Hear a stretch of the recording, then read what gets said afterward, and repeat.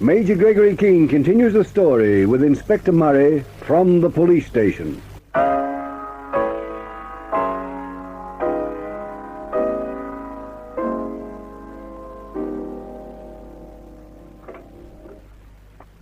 With my eyes wide open, I walked into a situation I wouldn't have believed possible. But it is, and it's so real I can feel the noose tightening round my neck already. I went to that house in Tableau Street according to plan, and found Charlie Brett, the bartender, lying dead on the floor. The bullets that killed him came out of my Luger. Then the police came on the scene, under this Detective Inspector chap Murray. And then I began to see the light. My fingerprints were on their file as Sammy Rice. My pictures were on file. And nobody could have killed Brett but me. You see the noose dangling? I not only have to prove I'm Gregory Keene, I also have to prove that I didn't shoot Brett. How much further could I be from Bruno Kesselring and the NightShade?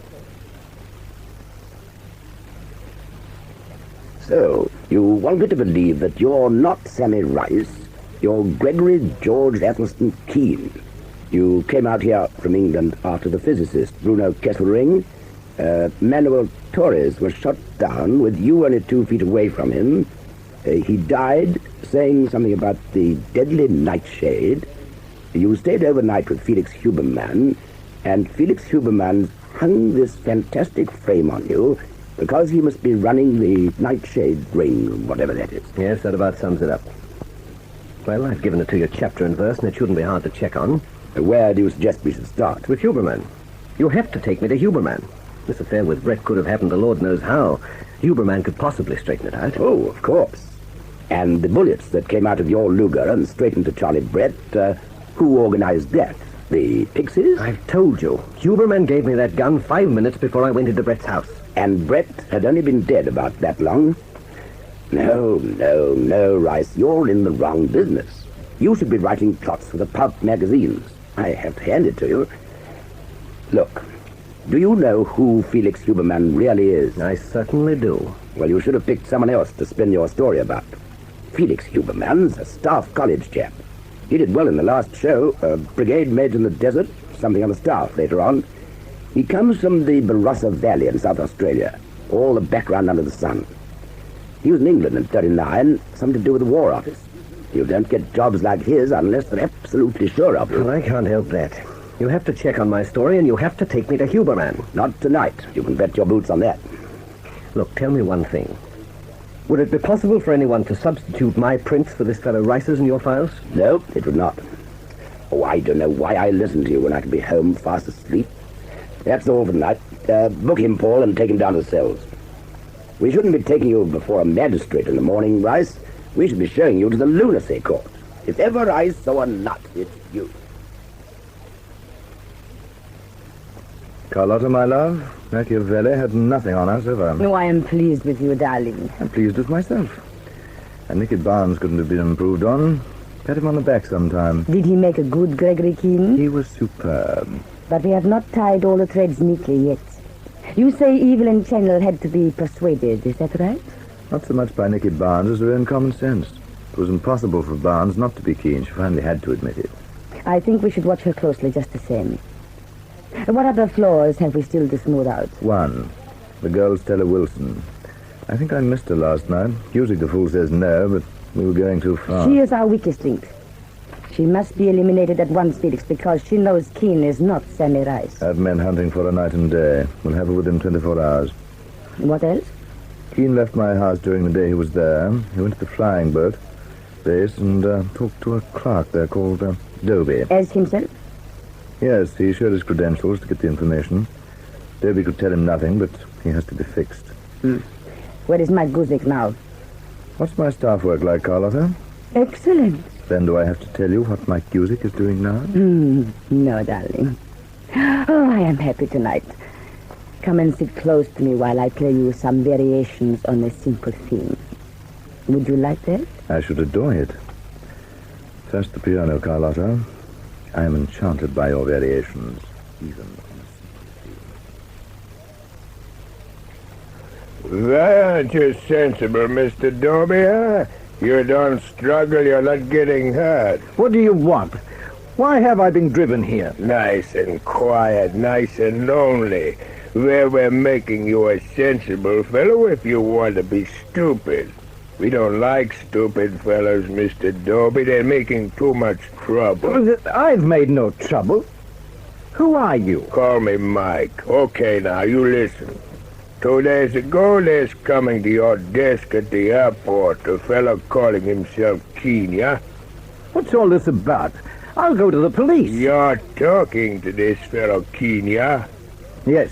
What was wrong with that? You're wrong, Mr. Dobie. You didn't talk to Keen. You never heard of Keen. You don't know anything about him, understand? But he only wanted to know... You never saw, you never talked to, you never heard of Gregory Keen. You got a nice little wife. You got 2 kids. Something not nice is happening to them if you ever remember Gregory Keen. Understand? You can't get away with this. Soon the cops are coming to see you, Mr. Dobie. When you're talking to the cops, you're thinking of the nice little wife and the 2 pretty kids. You never heard of Gregory Keen. What would you do to them? You read the papers? Not long ago, there's a fellow without any sense. What you call obstinate. He had a wife, too, and one day she lights the gas and it goes up. It was too bad. She's not pretty no more. You ever heard of Gregory Keen, Mr. Dobie? No. You're going to tell the cops that, Mr. Dobie? Yes. You're going to tell the cops about me and the fellow driving, Mr. Dobie? No. That's a good boy. That's what we're liking. Fellows fond of nice little wives and nice little kids. Now you're telling us where you live, we're driving you home. You're a nice fellow. We like you, don't we, Stephen? Morning, Felix. Got half an hour? Hello there, Murray. Take it through. What's up? Last night, we picked up a queer by the name of Sammy Rice. The fellow you told us was back in town, if you remember. Yeah, sure thing. I saw a paragraph in the paper. Knocked someone off or something, didn't he? It's open and shut, but he tells the most extraordinary yarn you ever heard. Why come to me, Murray? Well, you're right in the middle of his yarn, that's why. What exactly is his yarn? He says he's a chap called Gregory Keen, a major of FI5. Among a lot of other things, he says he stayed at your house, and you can identify him. Oh, he must be off his rocker. Major Keen's staying at my house right now. He's there this very minute. I simply can't figure it out. Rice talks sensibly, he doesn't rave and yell, he makes his points one by one, and his yarn hangs together, but for just one thing. Hmm? And what's that? It's a long string of absolute rubbish. What the devil do you want me to do about it? He says he wants to talk to you. Oh, have him certified. I'm too busy. The case against him, as I told you, is open and shut. He'll hang or go up for life. I wish you'd come with me. It'll only take half an hour.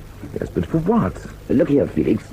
Don't think for a minute I believe a word this chap says, but he goes on and on, detail after detail, and he never misses a trick. We've got him on wire. We take him backwards and forwards, over and over his story, and he's always word perfect. If he's a lunatic, he's one for the textbooks. Where is he now? In the cells. All right. I can't spare the time, but I'll take you up and we'll have you on with him. And then I'll take you out to my house and I'll introduce you to Major Gregory Keen of MI5. Will that do? Fine. Can you come now? In about 5 minutes. Don't know why it is, but I seem to spend about half my time initialing things that I originated in the first place. Mike, Yeah, Colonna. was Dobie afraid? Dobie's one of those you scaries. See, Dobie's not talking. Mike, tell me about Felix and Evelyn Channel. What you wanting to know? You seen them together? How does he feel about her? You're not asking me, Colonna. I don't know these things. Mr. Huberman, he tells me it's always the act. She's good for us, Evelyn Channel, so he's putting on the act with her. Does she love him? With Evelyn, it's not an act.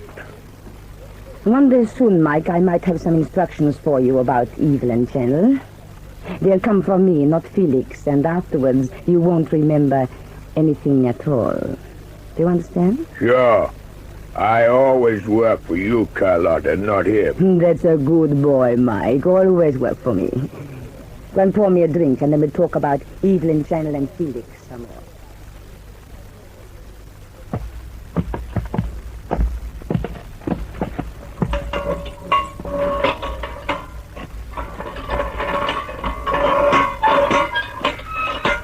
Hello, Rice. I don't know why, but here we are. Who's this with me? Hello, Huberman. Well, he looks sane enough, Murray. I am sane, and I'm looking right at you, chum. Do you really think you can pull this off? Pull what off? You're behind whatever happened to Bruno Kesselring. You're bringing someone in for me. You had Charlie Brett bumped off, and you gave me the gun. I could see a lot of things happening, but I didn't think you could switch my prints for Rice's, and I didn't expect you to kill someone for my benefit. Oh, it's good, I hand it to you, but it's not quite good enough. What about it, Felix? There's no point in listening to the chap. I've never seen him before in my life.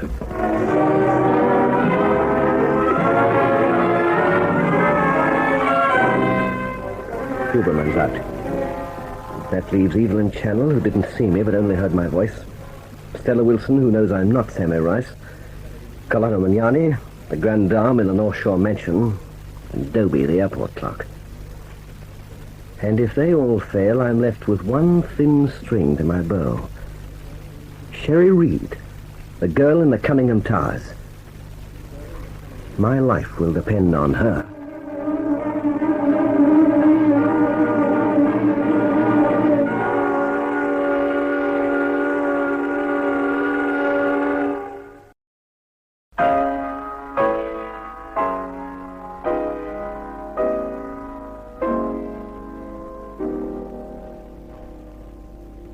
How can Keene fight the Nightshade ring now? Listen to the next chapter in this story of suspense, Deadly Nightshade.